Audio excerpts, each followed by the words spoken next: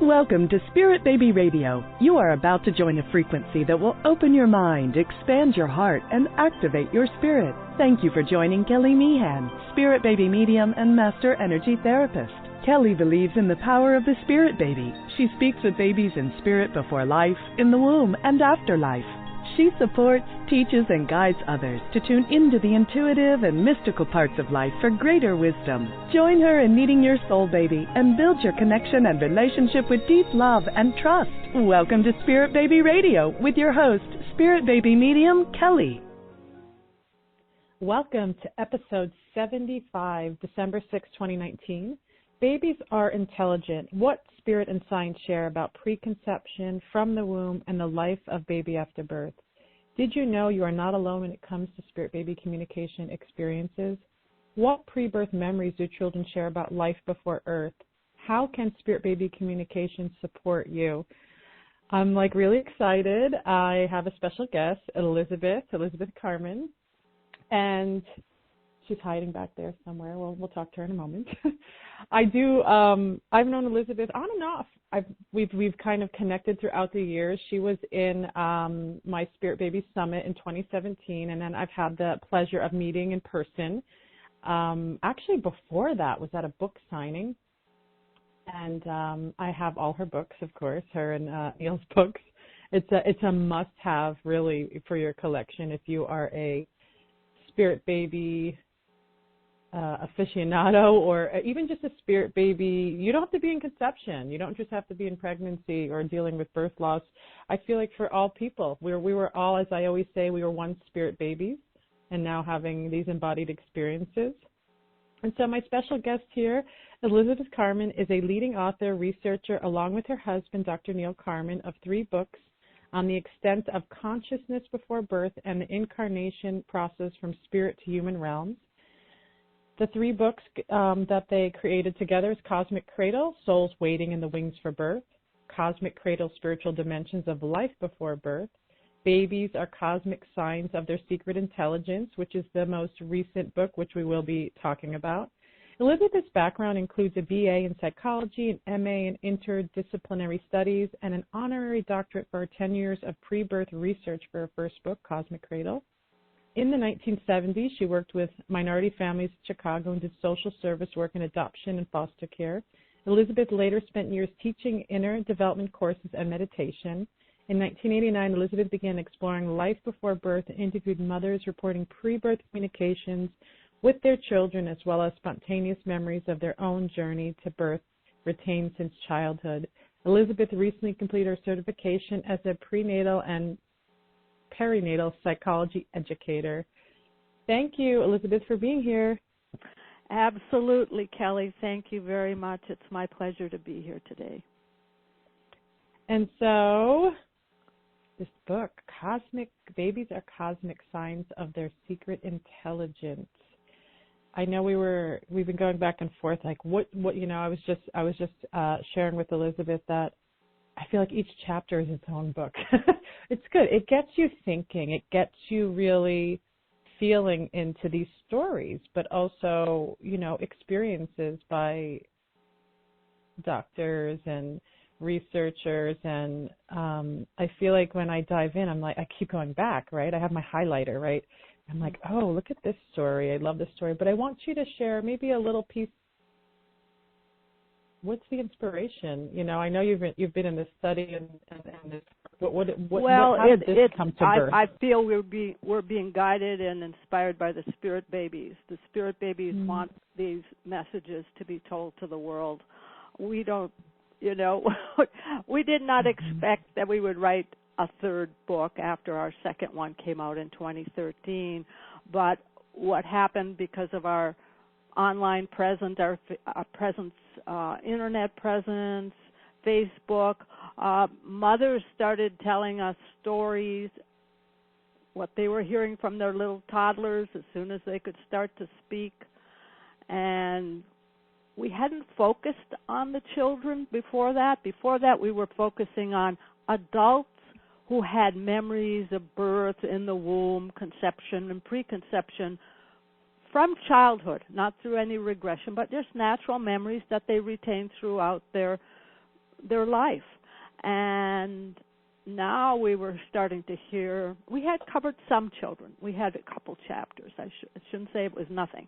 But now it seemed like it was time to unfold the next level here and to talk about these children who are coming in. And it's very inspiring to us because this is our future. And for these children to have these astonishing memories, it just opens us up to a whole new paradigm about what human life is. We're not just some,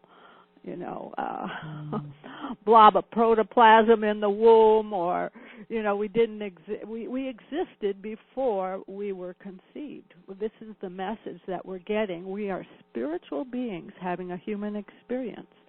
And so it's the children's stories that inspired us.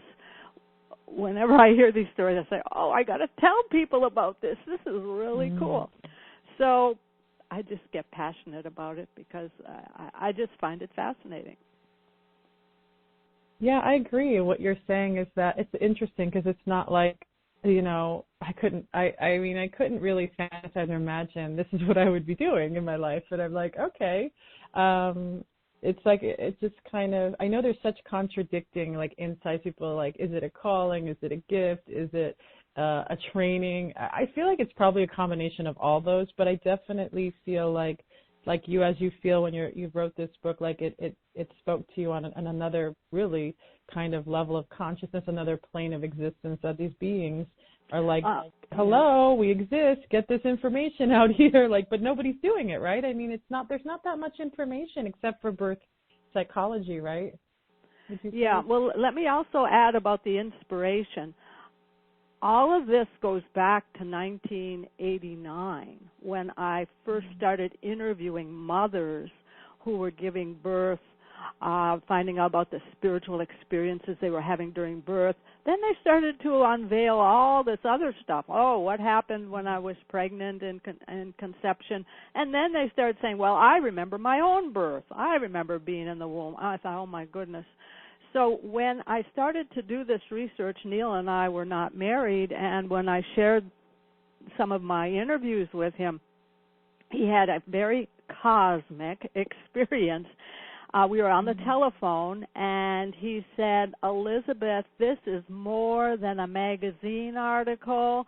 This is a book or a series of books. This is an untold cosmic story. My body is being filled up with energy and bliss. I feel like I'm going to float out of my chair. I said, oh, well, that's cool. You always have those kinds of, what should we say? He has quite a few cosmic experiences, spiritual experiences like that. But I just thought, well, okay, cool. I'm going to be patient and wait it out and see what happens. I'm just enjoying interviewing the women, and so there was. It's probably part of our destiny, and sometimes we kind of joke with each other. Well, I think we've written these books before in a past life. So. Anyway, there's a lot of answers to your question, but I just wanted to add that we are being inspired right now by the spiritual children. But if we go back, we can see that this is something that's been evolving and percolating for many years. Wonderful. I want to kind of dive into some of these. It's like, what are we going to talk about? There's so much to talk about. And I was kind of going through the book. I have highlights, of course. And I'm going, what is it that I feel that I've heard my community, that those that tune into Spirit Baby Radio, like what are the things that come up from time to time? So I kind of moved through the book, and I wanted to start with chapter 6 here, The Motherhood Timing is Everything. Mm-hmm. And, that's a big one, right? It's like, I'm ready for my baby. Why aren't they here? This is what is always happening, is what I'm hearing. And I really love this story. It's page 65 here. You have a little boy and girl, right? And I love this. Children may hang around in the non-physical realms viewing earthly affairs, waiting until the time for birth is right. And I want to hear more about the story when you interviewed, because there's something to say about that, right? Well, not only are the children saying, I chose you, Mommy, they're actually even saying, I've been watching you for a long time. And that's one of the unique aspects of this particular story from Diane and her daughter, Beth. And the memory that Beth revealed was just a spontaneous, just spur of the moment, unprompted experience. They're driving in the car, and Beth is about 5 years old, and they came to a traffic light, and they're stopped at a major intersection, and the daughter says, just out of the blue, see that car over there, Mother? You had a car like that color, but not like that car. It was the same color, though. The car in question, the mother said, was the exact same olive green color as the Datsun I had owned until the end of 1995, 8 years before my daughter Beth was born. Well, did Daddy tell you about this car? No. How do you know I had a car that color? Did you see a picture of it? No. I saw you driving it. I used to watch you. But you weren't born when I owned that car. No, but I was watching you while I was waiting to be born. Well, how long did you wait? I first came to you when you were 17. I wanted you as my mom. Then the stoplight turned green, and the traffic started to flow, and the daughter changed the subject. So that was the end of that conversation. But today, Beth is 14 years old, and she still remembers watching her mother drive that car. And the mother also points out that Beth is autistic. She does not lie. She can't. She's too literal. If she said something happened, it happened. So this is a unique flavor where the child is seeing the parent and watching a long time from the spiritual dimension. And that's a long time to wait, but she patiently waited till the mother grew up and got married, and then she ended up being, I think she had another child before. She had a son born before Beth, so she was the second child. And there's other stories like that in the book where the children say they were watching the mother when she was, in one case, 5 years old, riding her little blue bike. Anyway, does that give you the answer to the question you're asking? Yeah, I feel, no, for sure, because you have my wheels churning here, because I've heard stories like this before. This is what's amazing, is that very visual, detailed, like, oh, I saw you in Hawaii on vacation. And it's like, how do you even know? There's no way this children could know these things, like from pictures or anything. No one talked about it. And it just shows. It just really, I feel like it brings more of that evidential vibe to people, which some people, you've been in this field for a long time, and there's something about, that it almost gives permission to people to be intuitive and to feel into their real experiences.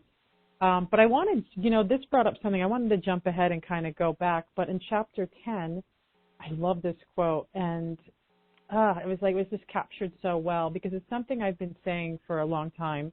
And it's from the Signs of Prenatal Intelligence. And the quote is, I took from your book, it will take a holistic paradigm to explain the evidence that babies hear before they have ears, see before they have eyes, and love gracefully before they have much of a brain.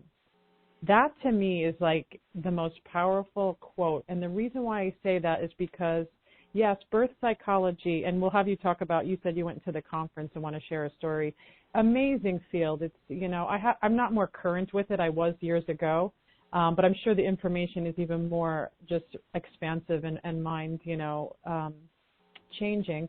But I remember when I really got introduced to the pre and perinatal kind of field and what that was about, is that everything was down to the autonomic nervous system, the baby's brain, and the function of those, which is really valuable.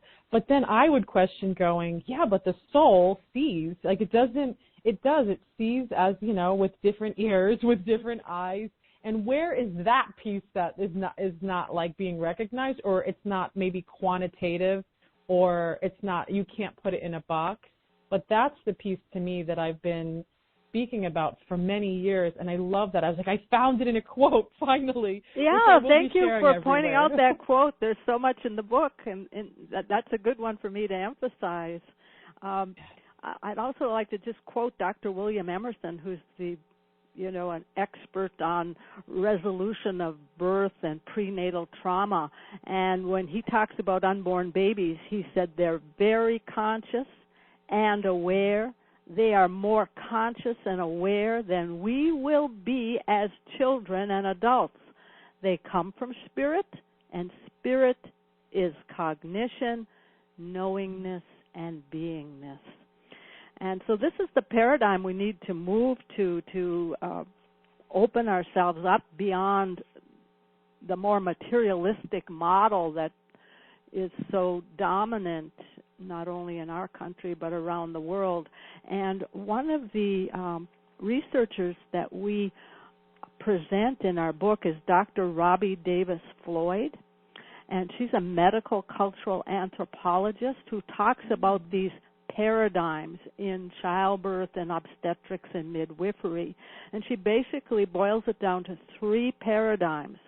The first one is more materialistic. This is what viewing the baby as a product, unaware, without memory, not a conscious being. Second is the humanistic model. And in this case, when the humanistic model is recognized and understood in a hospital situation, for example, they understand the baby in the womb or the newborn baby has physical needs, has relationship needs to have immediate skin-to-skin contact with the mother. They honor the proper formation of the baby's microbiome, even if it's a C-section birth. Rooming in is respected. Breastfeeding is encouraged. Using clear plastic drapes so the mother can see the baby as it's born, for example, during the C-section.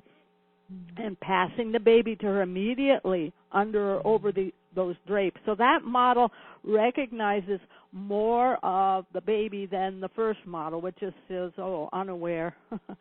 Unaware. Let me find this quote that's just almost shocking that I found in from the Royal College of Obstetricians and Gynecologists, and this is the medical expert speaking in 2010, not very long ago. And so they published a report, and this is more going back to that technocratic first model. Let me just add this. They speculated that the prenate in the womb is in a coma. Quote, there is increasing evidence that the fetus never experiences a state of true wakefulness in utero and is kept by the presence of its chemical environment in a continuous sleep-like unconsciousness or sedation. So that is pretty primitive in my view, a very primitive view based on what I've been researching. And even I'm talking not just finding stories of children that remember being in the womb and reporting validated events that happened in their mother's lives, for example, but there's evidence to show that the babies are conscious of whether they're loved or not when they're in the womb. To say they're in a state of coma is quite going backwards. Anyway, so we have that technocratic, and this was just another little example of it from quoting from the Royal College, and then the humanistic, which takes us a bigger step, a very important step. And then the third model, this is really our goal because this is the most enlightened, most comprehensive view of the baby, a conscious being with intelligence, emotions, memory, and awareness from conception onward. Not just at birth, from conception onward. And so this is the holistic model where spirit and energy come into play.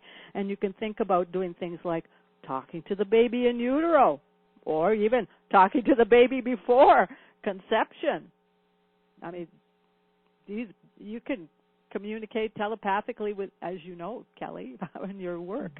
You're doing it, and we've received many reports from mothers starting from our research in 1989, mothers who were communicating.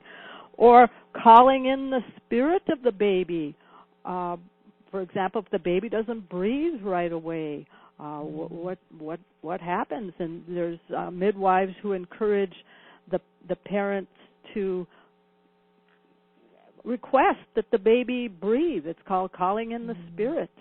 And when they do that, the baby often comes back to life. And in cases where a doctor is going to resuscitate the baby, it looks like it didn't make it, he's trying to bring it back to life, and the parents do that technique, that protocol, just sending love to the baby. We love you. We want you to be here. Please breathe. Before the doctor even can start his resuscitation, the baby has pinked up. So there's cases like that which are showing this spiritual side, this confirming that this is the model we want to aim at. Let's see, what else did Dr. say about that? Dr. Robbie Davis Floyd has some amazing experiences herself, which she shares in one of her books, and we even quoted here. But she knows of 3 hospitals one in Chile, Argentina, and Brazil, where they have chosen the humanistic model, which is that second one, as the overarching paradigm. And some of the practitioners there have even gone all the way to the holism and bring in the spirit and energy. And when this third model, she said, is internationally known as the midwifery model of care. So it's anyway.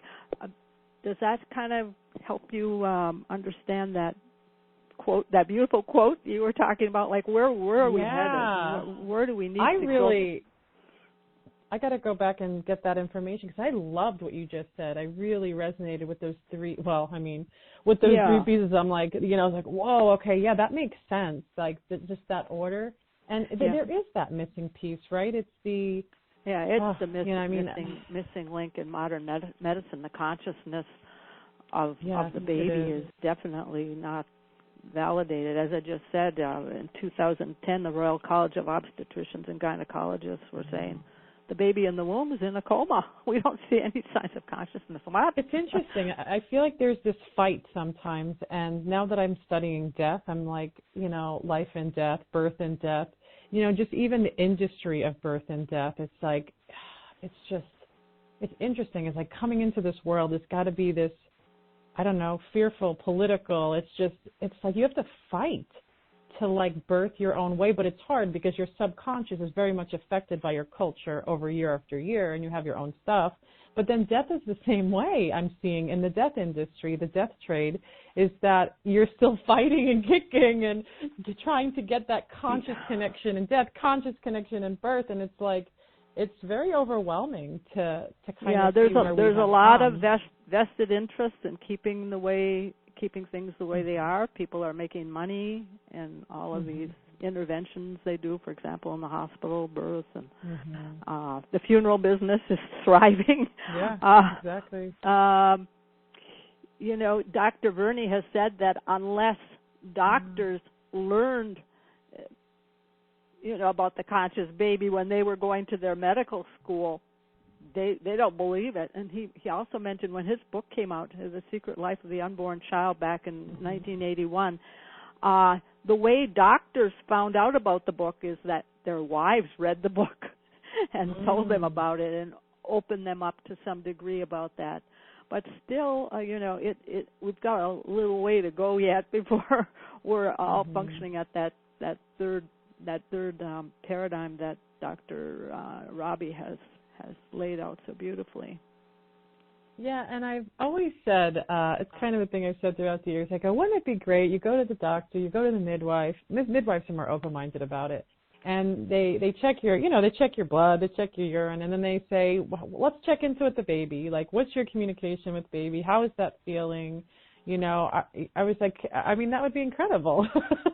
That is absolutely. Right? Can you imagine? Yeah. It would be fantastic.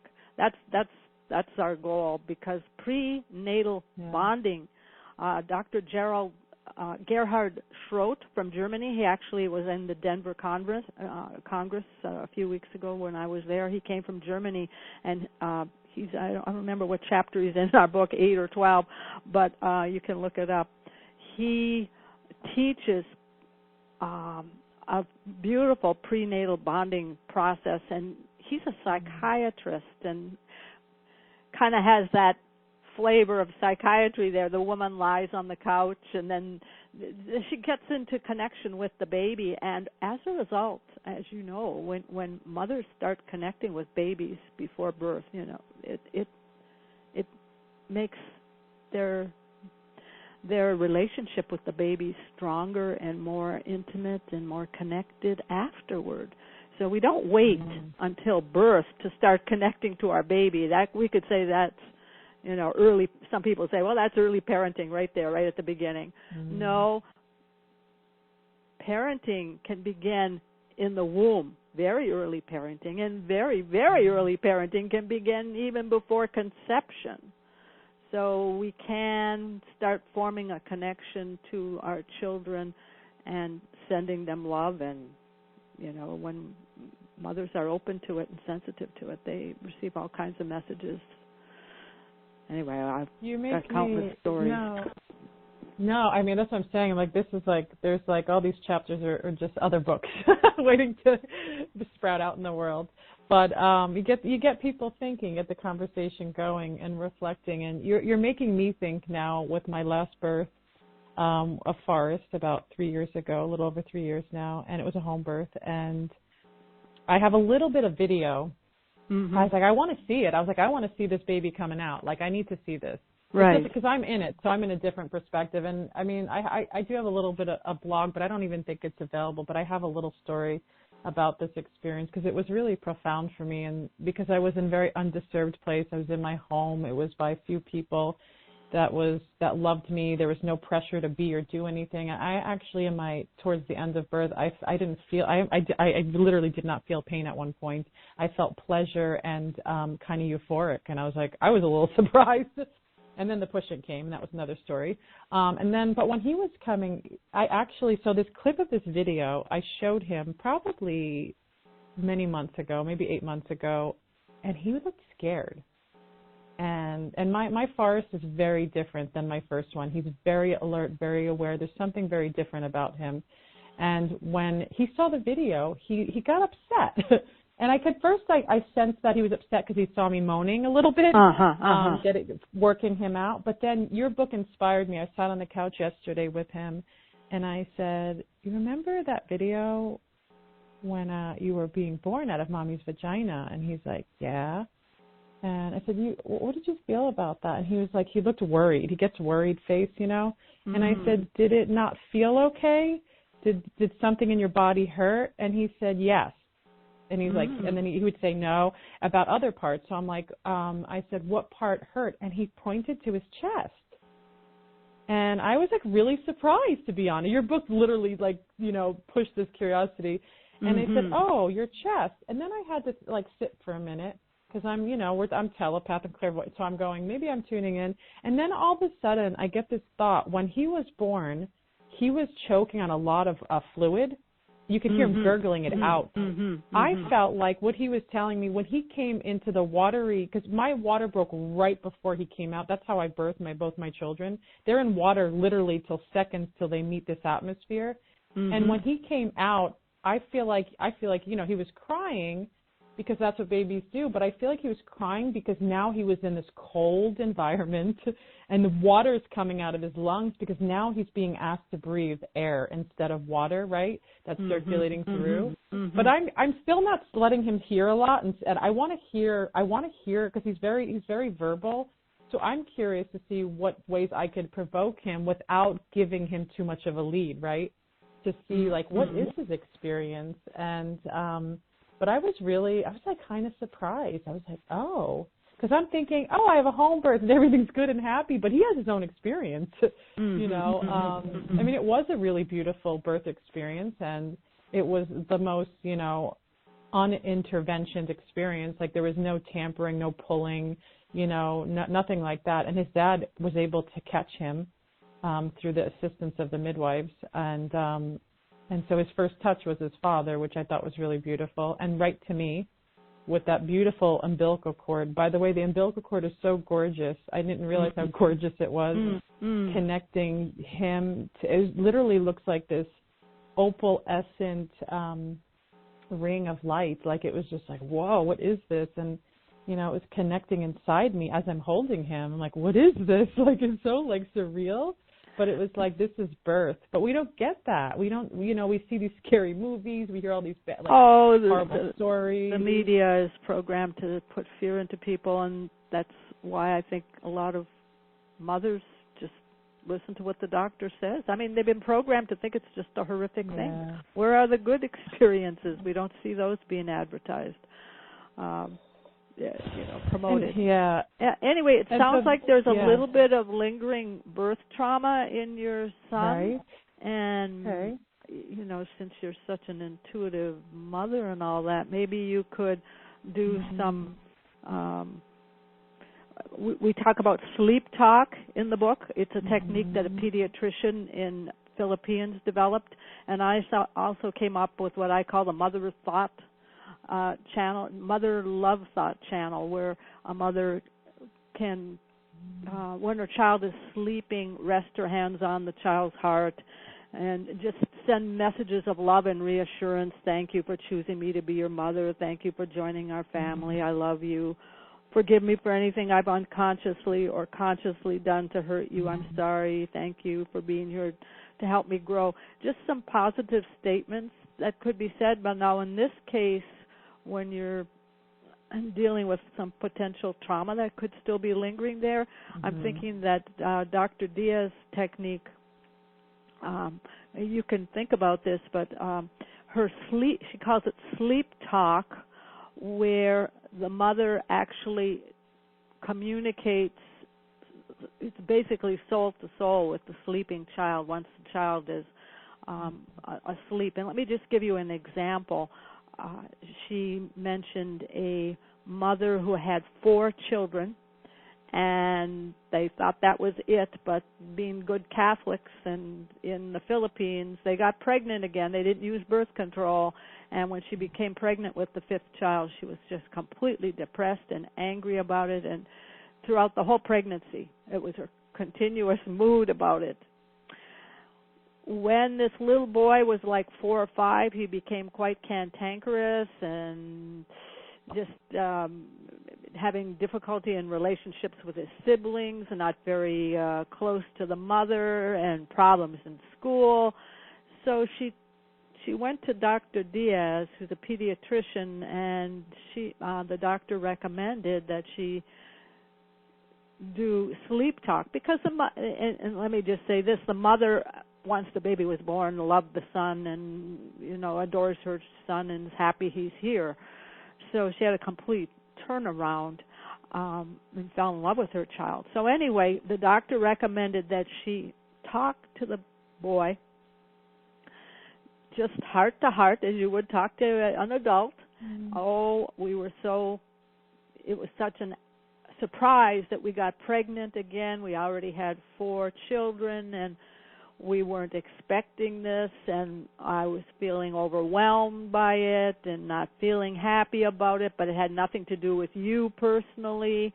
It was just the circumstances, and you probably felt that and felt rejected, but you shouldn't feel that way. It wasn't you. It was just the circumstances, and now that you're here, I love you, and I'm so happy you're my son, and, I want you to be here in our lives. That just simple message, just a few minutes like that, just talking very honestly and sincerely and expressing her feelings about the whole thing.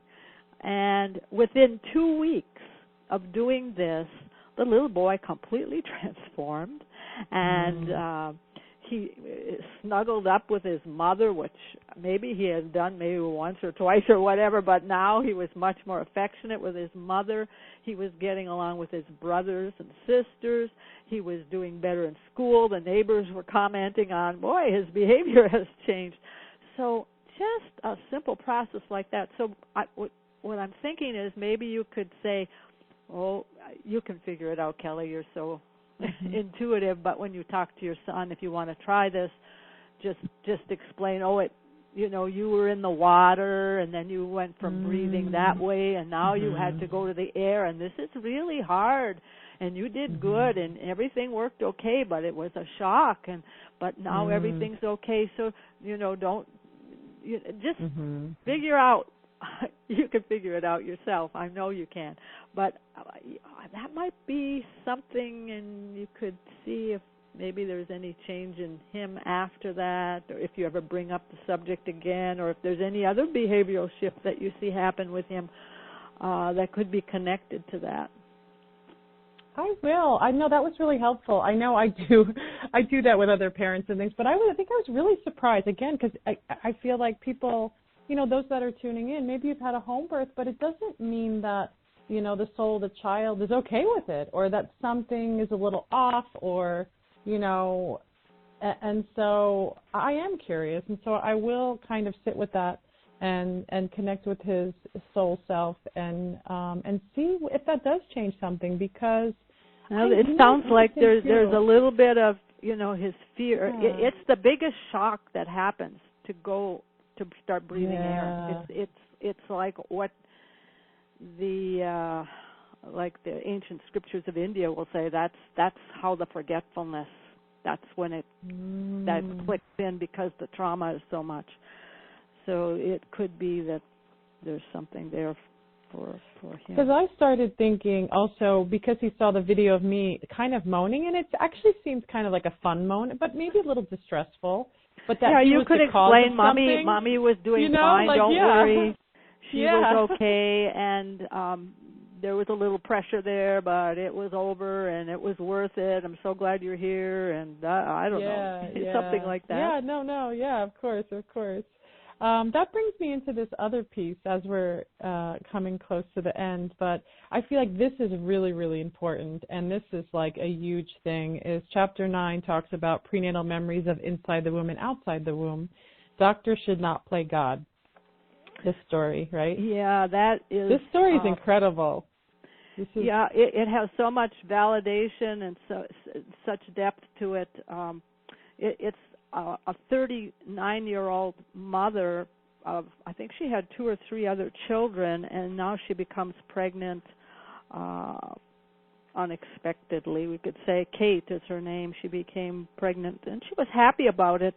But and being a nurse, she had a kind of a medical perspective on everything. So that's also another key to the story. And when she was 20 weeks pregnant, the water broke prematurely. And when she had a sonogram, the doctor was very glum when he gave her the report. He said, "I've had pregnant women with low fluid, but this is the first time I've seen none. You have lost all the amniotic fluid due to a tear in the membrane that contains the baby and the fluid surrounding it. This is a rare condition, usually fatal for the baby.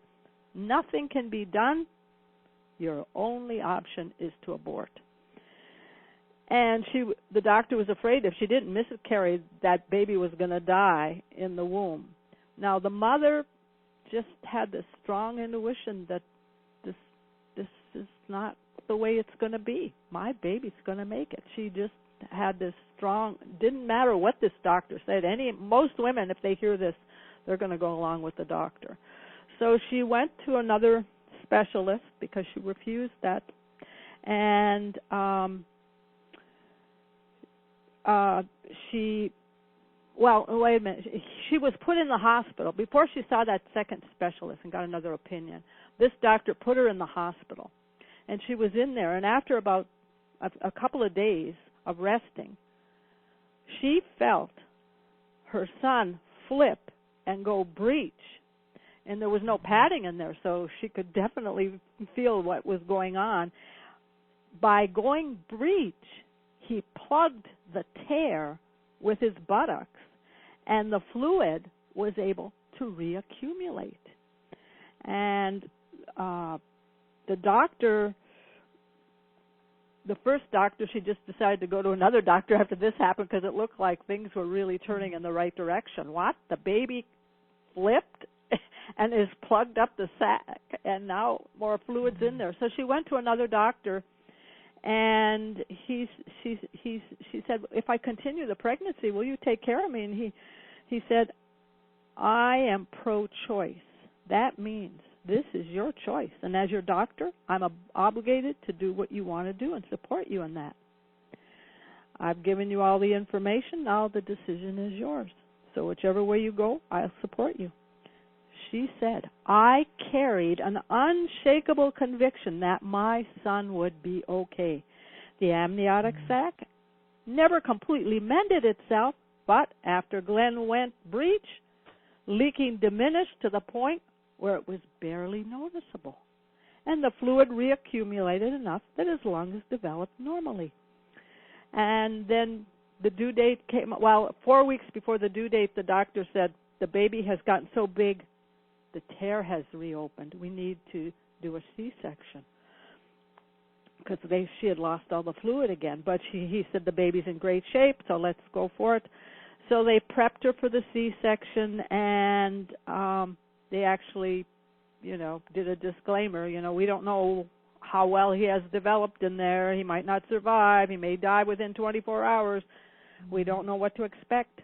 But she said it went in one ear and out the other. She was just very tuned in that her son was going to be okay, and that's exactly what happened. He was just fine. He was a small baby, born at 36 weeks, 4 pounds, 4 ounces. And what's interesting is prior to her son's birth, the longest time that a woman had ever carried a child after a premature rupture was 8 weeks, and she carried Glenn 16 weeks. And so this is why the doctor said to her after he was born, your baby is an example of why doctors should not play God.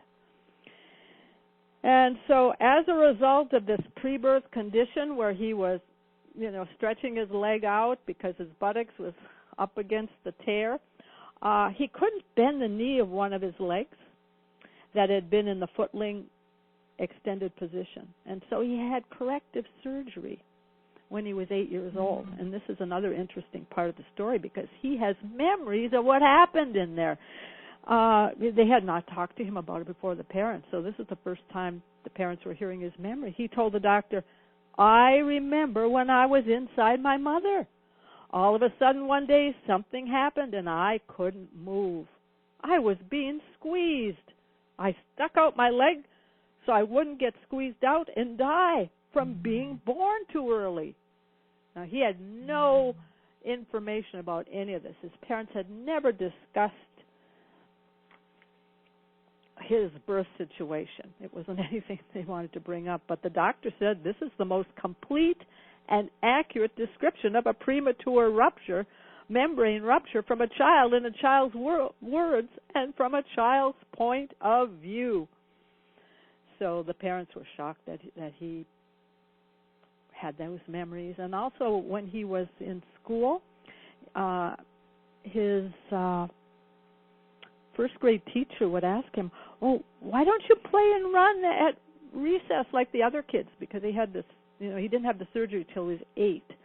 And he would say, my leg is messed up. Well, how was your leg messed up? The teacher said, it's because of the way I was born.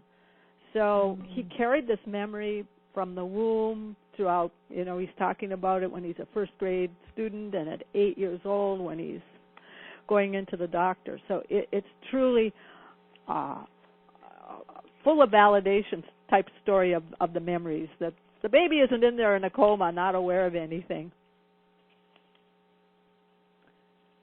What do you think of that, Kelly? I mean, this story, I feel like it's a really, this is where it really spoke to me, is that I carried an unshakable conviction that my son would be okay. And this is what I feel like is so important, and I almost feel a bit of frustration around it for a lot of women, because there's something, again, I know it's collective and it's bigger than just an individual, because there's that lack of trust in the pregnant experience, because yes, there is a biology, of course, there's a uterus and, and this is what happens, but not everybody is the same. And that's what I feel like really creates a disconnect, and which really doesn't allow us to be our own health advocates. And, I share in my pregnancies, 2 pregnancies, I did almost zero intervention. I was like, I don't want needles. I don't want that poking. You're not doing this. You're not doing that. And why? Because my intuition said I didn't need it. And so I paid attention to that. And some women, their intuition says don't do it, and they do it. And it does create other interventions. It does create other problems. And sometimes they're oblivious. Sometimes they're not sure. And that, to me, it's very frustrating. And at the same time, I know it's really hard to say, but that unshakable conviction, like I knew, I was told with my first, you should do this test. And I said, I don't feel like I have to. But they were like, no, we really need you to. And I was like, well, I don't, why? I'm telling you that I feel like it's okay. And I was like, okay. Even in the midwifery model, sometimes they get scared and they're not really sure. Well, second birth was so different. They get programmed by the medical. Yeah, that's true. And anyway, I think this is a lesson in empowerment for women. Yeah. And, it's a great challenge because it's, the overwhelming paradigm is doctors on the throne and he knows best, and women are frightened by some of the things they can say. But this is one reason we write our books, to awaken people to another way of looking at things and open them up to. I think it's the most divine experience a woman can have. I have interviewed women who have said, this is the peak of my lifetime, giving birth to this baby, and ultimate ecstasy, and having visions of the Divine Mother and all kinds of things. I think, wow, this is not anything that most people hear about, but it is possible. Wow. I know we're getting short on time here, and I wanted to share that one story that I just heard from I went to the American Pre- and Perinatal Association International Congress in Denver earlier this month, in November, and there were representatives from like 40 different countries, and a large group came from Japan, where Dr. Akira Ikegawa has been doing research on prenatal memories. He's an obstetrician, and he's collected many, many stories and is spreading the word all over the world. He travels everywhere. So he was there along with his entourage. And one of the people that came with him is a healer, therapist in Japan who for 20 years has worked with pregnant women, and about 90% of the cases he can get them to connect and get messages from the baby. So in this case, it was the case that was presented, a 7-month pregnant woman, and she's lying down, relaxing, and basically he is suggesting things to her. Now you are going to meet your baby that's in the womb, and he's playing some crystal bowls. It's very kind of celestial and magical environment that he's created. And at some point, he says she meets the baby. She has a vision of the baby. She connects with the baby, and he's grown. He's like a 3-year-old child, wearing something white, and he's looking very cheerful. And the therapist says, "Are there any messages from the child?" "Yes. He's clinging to me, saying, 'I wanted to meet you so much.'" And the therapist asks, "Did you choose your mother?" And the mother responds, because she's connected to the baby, "Yes, I did." "What is the reason for choosing this mother?" "She looked like she'd understand." The mother is speaking these words from the child. What did you want her to understand?" "The reason why I was going to be born on earth. What was the reason for this child to be born on earth? Asked the therapist. The mother says, only an emotion comes to me. It's a feeling of sadness. It makes me cry. The therapist said, is that an emotion coming from the child in your womb, or is that an emotion from you, the mother, or something in your past? No, it's an emotion that flows from the child thinking about earth. And the child says through the mother, earth is polluted. The therapist says, well, what is that? What does it mean? What is polluted? The child says, there are many reasons that can't be put into words. But the mother says, the baby is really concerned about earth. The therapist confirms. So the reason the baby is born on earth is to make earth better? Yes, I want to help earth. I want to do something. And while this whole conversation, dialogue is going on, the mother is crying because of all these emotions she's feeling that aren't her emotions. They're the emotions of the baby. So afterward, when the therapist speaks to the mother about, well, what was your experience like? Well, why did you cry? She said, strong emotions came up, but the image was that the emotions were coming from the child. It wasn't me crying, actually. I couldn't stop the tears. It just wasn't one kind of emotion. It was a mixture. It was based on his concern for earth. All kinds of emotions were transmitted to me, like sadness, frustration, wistfulness, and love. It was like the child was really concerned. The therapist asked her, did your feelings toward the baby change because of this? The mother says, I wasn't expecting to hear this. I was expecting to hear something more ordinary, about some ordinary dreams to fulfill, like why he had chosen that family. That was the major question being asked here. And I was thinking that maybe he chose our family because it was just convenient.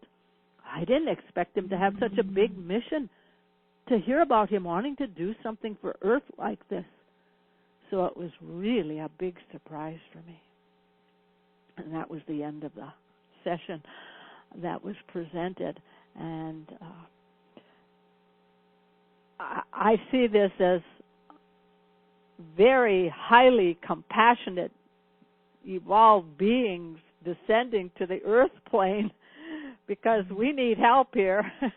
We got a lot of problems we've got to sort out and get things back into balance. So these are the kind of children that are coming in. I think children who have these memories are very, very special. They're waking us up to, there's more to human life than just a body and a brain. It goes beyond that. We are spiritual beings, and children and babies have been so misunderstood and underestimated. And they're complex, ageless beings, and they have these abilities, and the clairvoyance, the telepathy, the personality, their learning, their thinking. All of this we document through the children's memories, also the scientific evidence. What is the research showing? What is ultrasound showing of these conscious babies in the womb? Oh, it's showing that twins already have a personality when they're interacting with each other. Their behavior patterns are the same in the womb as when they follow them up after birth, up to 4 years old. They still have that same pattern of personality interaction with each other. So these aren't blank slates coming in. They're full slates of consciousness.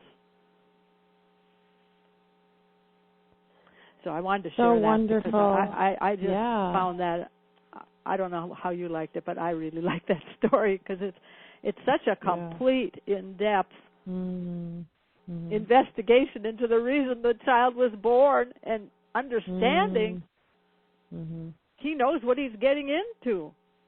It's not like he doesn't know there's problems here. He knows there's problems, but he's coming with love also because he wants to help. I've seen that.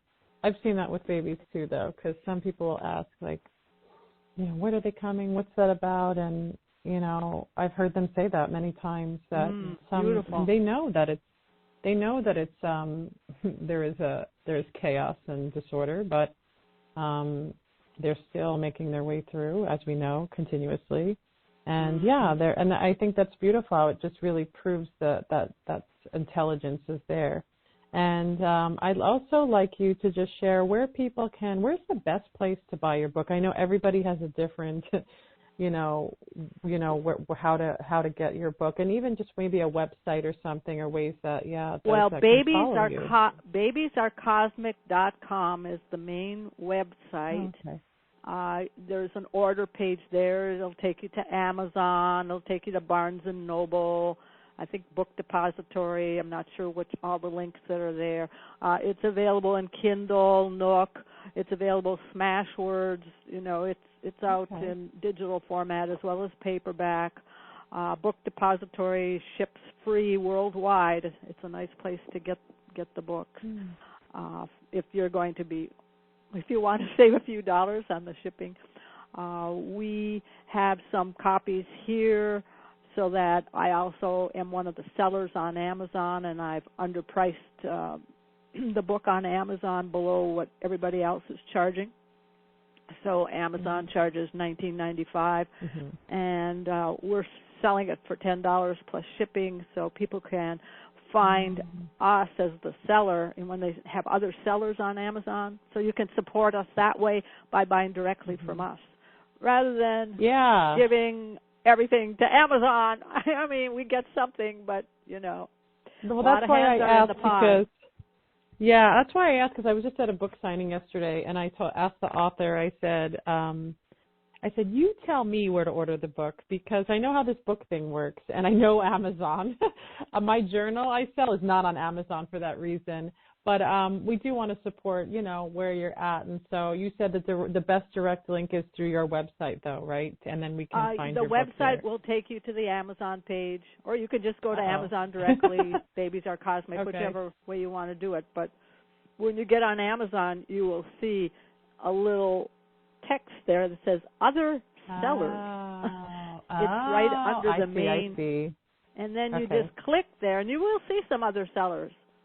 And it's amazing how these other sellers got the book, because they were getting the book just as soon as it came out. And I thought, where did these people get the book? Are they in cahoots with Amazon? I don't know how it all works. But anyway, we have that offering there. So if people want to get it directly from us, we're happy to send them out. And we gave out quite a few of them at the APA Congress, because these are the people that are in the field, and we wanted to make a donation and support APA. So we gave out 108 copies of our book. Wow. Without any charge. So we are definitely, not looking at dollar signs by writing this book. This is not our intention. Our intention is we want to do what we can to share this information, to bring a happier babies into the world. Babies should be born smiling, right? Happy with it. And parenthood should be a joy, not difficulty. Yes. So if we start early enough in our parenting, we can change some of those results. Yes, we can. Thank you so much, Elizabeth and Neil as well, for you're welcome. Bringing all this beautiful conscious studies. And I feel like there's so much more that you will be offering through the next years as well. And we got your contact information. Perfect. Thank you so much for joining me again and talking about this topic. Well, I love to share, and I'm happy there are people out there that want to hear about it, because it's an important topic, and more people need to expand their horizons and spread this information and help change things. Thank you for joining episode 75, Babies Are Intelligent, what Spirit and Science share about preconception, from the womb, and the life of baby after birth. If you like my podcast, please subscribe and leave reviews. This is Spirit Baby Radio. Thank you for joining Kelly in the energy of awareness, love, healing, and soul communication. Please join the next episode at www.soulbabycommunication.com.